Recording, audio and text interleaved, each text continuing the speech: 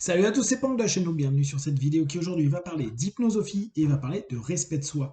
Chose qui peut paraître un petit peu étrange, c'est que la plupart du temps, quand on est en train de parler de respect de soi, nous en accompagnement, ou quand on se dit à nous-mêmes faut que je me respecte, on est un petit peu extrémiste. Bon, à la limite, c'est pas tellement grave, néanmoins, ça peut devenir bloquant, dans le sens où beaucoup de personnes estiment que se respecter, c'est obtenir à 100% satisfaction sur certains éléments qu'on peut attendre. Et donc, sur certains comportements, certaines décisions, certaines orientations, on peut avoir l'impression que ça ne nous correspond pas totalement, donc c'est irrespectueux de nous, de nos pensées, de nos principes, etc. La plupart du temps, quand j'ai des partenaires qui sont sur un travail de respect de soi, et il y en a beaucoup, et on l'est peut-être un peu tous à se poser la question de comment je me respecte, est-ce que je me respecte, à quel moment je me respecte, je leur dis qu'il y a un vrai rapport économique. Alors, c'est vrai que j'aime beaucoup, moi, les principes économiques. Là, c'est vraiment plus métaphorique. Et c'est de dire, voilà, en gros, tu as du bénéfice, tu as de la dette. Le respect de soi, c'est quand le bénéfice est toujours supérieur à la dette. Que le bénéfice est supérieur au coût, si vous préférez. En somme, quand on prend une décision, quand on s'oriente vers une action, la question qu'on peut se poser, c'est se dire, est-ce que je suis en train de perdre quelque chose? Est-ce que ça me coûte quelque chose? Est-ce que je me mets en dette par rapport à quelque chose? Ou est-ce que j'y gagne quelque chose? Parfois pas grand-chose, parfois beaucoup. Et en fonction, mon respect, ça va être de me dire, je suis toujours au-dessus de la ligne du coût et de la dette. En somme, quand vous êtes en train de vous dire, est-ce que faire cette action est respectueuse pour moi, respectueux de mon cadre interne, la question, elle est parfois un peu complexe à se dire, mais est-ce que je me respecte réellement? Parce que si je me respectais, je ferais telle ou telle chose, j'irais dans tel ou tel endroit. Or là, on me propose quelque chose qui est beaucoup moins grand que ce que j'attends, que ce que je veux. Et faites attention, parce que il y a des moments dans le respect de soi, on le fait au travers d'une idéalisation de nous-mêmes. Parce que souvent, je vous partage comme étant le self-idéalisé. Cette notion, c'est de se dire, je suis moi qui m'imagine être encore moi et l'idéalisation de moi-même. Donc en gros, il y a le je suis, le self, la projection de nous-mêmes, celle qui est masquée, et ce self se projette dans une idéalisation de ce qu'il aimerait être. Et on le fait tous. Hein.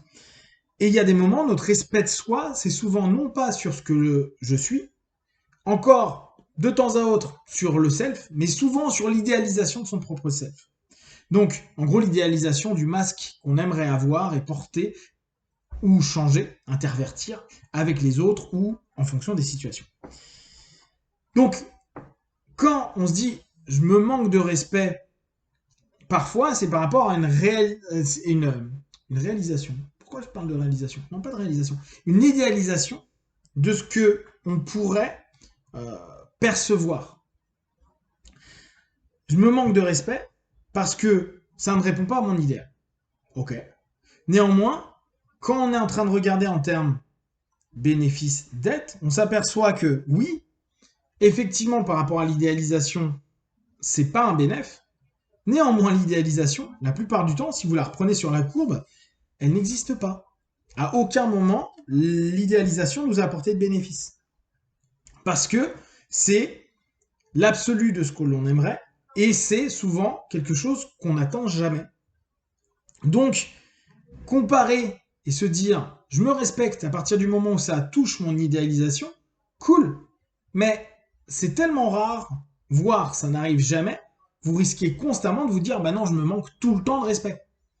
Alors que non, à partir du moment où vous êtes en train de vous dire j'ai un job, un sport, une personne, une activité, une rencontre, un repas, qu'importe ce que vous allez mettre, vous dire est-ce que y aller, est-ce que être en relation avec, est-ce que mettre en place, c'est respectueux de moi-même, c'est quel bénéfice je vais avoir. Et c'est là où il y a une réflexion à se poser. Quand je parle de bénéfice, c'est quel nombre d'options vous êtes en train d'ouvrir pour vous-même. Souvenez-vous, régulièrement, je vous partage l'idée que pour avancer, que ce soit d'un point de vue thérapeutique, personnel, coaching, il y a un moment ou un autre où on va se créer des options. C'est-à-dire des possibilités. Et dans ces options, on va pouvoir au bout d'un moment sélectionner, choisir puis arriver à une alternative, et enfin arriver à une décision qui mettra en action et qui nous emmènera dans une responsabilité. Dans ce cheminement qu'on va avoir du respect de soi, quand vous allez commencer à vous dire, ok, quel bénéfice j'ai, c'est quelles sont les options que cela peut m'apporter. Est-ce que par rapport à mes besoins, ça répond à certains éléments, certains critères? Combien? Si ça ne répond à aucun des besoins que vous avez, et qu'effectivement, c'est vraiment, vous oubliez, vous perdez, vous n'avez aucune option qui est cochée ou aucune nouvelle option, bah, à ce moment-là, effectivement, on est en dette, ça sert à rien. Par contre, si, pour une situation, qu'elle soit personnelle ou professionnelle, à un moment donné, vous dites, ah oui, mais en faisant ça, qui me plaît peut-être moins que faire autre chose qui est idéalisé, donc qui n'arrivera peut-être jamais, je commence à sélectionner cette situation. Et que dans cette situation, bah, ça me permet de gagner de l'indépendance, de la connaissance, du bien-être, de l'autonomie. Mais que derrière, ça va me prendre un peu de temps, ça va me prendre un peu d'énergie, ça va ne pas répondre à mon idéalisation, etc., etc.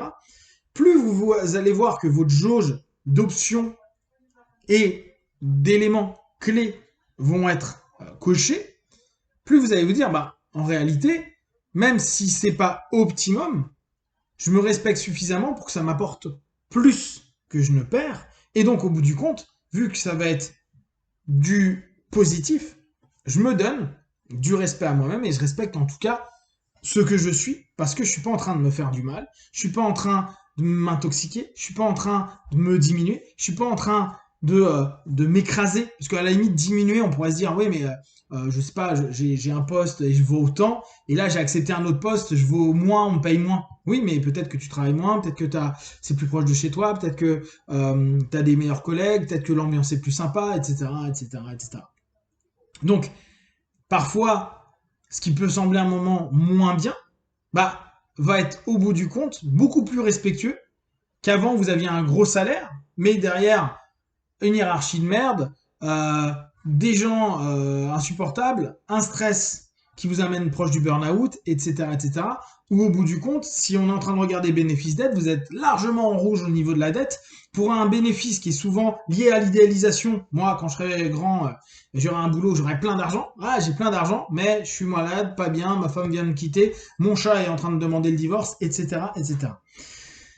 Donc, à chaque fois, moi, je vous invite vraiment à prendre un temps à vous dire, j'ai une décision, ou en tout cas, j'ai des options dans ma vie, où actuellement, et quand je dis des options, hein, c'est pas forcément des trucs de fou, hein, ça peut être, est-ce que je vais à tel repas, est-ce que je vais rencontrer telle personne, est-ce que je vais à tel ou tel festival ou tel truc, et vous dire quel est mon bénéfice. Ne serait-ce que pour un festival, me dire, waouh, putain, il faut que je roule 6 heures, ça va être dans la boue, parce qu'il y a un temps pourri, ça m'a coûté 70 € ou 100 € ma place, faut que je campe parce que j'ai pas pris d'hôtel avant, etc., etc. Bah, ça se trouve, vous allez vous dire, bah, je vais être plus contraint que d'écouter les sons que j'aime bien pourtant à ce moment-là, et je sens que la contrainte est irrespectueuse pour moi, l'ensemble des éléments va m'amener à un truc et à me dire, je vais avoir un week-end qui certes va être bien par pic, mais qui ne va pas correspondre à ce que j'attends, ce que je veux, et donc ne pas me donner un bénéfice supérieur à ce que je vais subir. Et à ce moment-là, bah, même pour un truc aussi anodin qu'un festival, quoi, anodin, quand on dépense autant de temps et d'énergie, est-ce que c'est aussi anodin que ça? En tout cas, qui pourrait ne pas avoir d'importance humainement parlant ou autre, à ce moment-là, ça devient quelque chose d'assez perturbant, d'assez gênant, que de ne pas se respecter. Et ceci, vous pouvez le diminuer encore avec un repas que vous pouvez faire avec des potes ou avec la famille, avec des trucs. Et au bout d'un moment, vous dites, mais je vais avoir plus de dettes, plus de pertes que de bénéfices. Donc, à ce moment-là, autant que je n'y aille pas. Même si je vais me taper peut-être des remontrances, des blabla dans mon dos, etc. Mais au bout du compte, je vais rester zen, tranquille et me faire un repas pépère avec moi-même et je serai en phase. Pensez vraiment à cette notion de bénéfice-dette pour le respect de vous-même. Ça va certainement vous donner une cartographie beaucoup plus claire de ce que vous êtes. Ne vous plongez pas dans l'idéalisation. Restez dans le plus concret possible et observez ce mécanisme pour vous sentir de mieux en mieux. Si vous avez des questions et des remarques, partagez sur Facebook, YouTube, j'y répondrai le plus rapidement possible. Comme d'habitude, de tout ce que je propose, ne prenez que ce qui est bon juste pour vous. Testez, observez, analysez et concluez. One, ciao.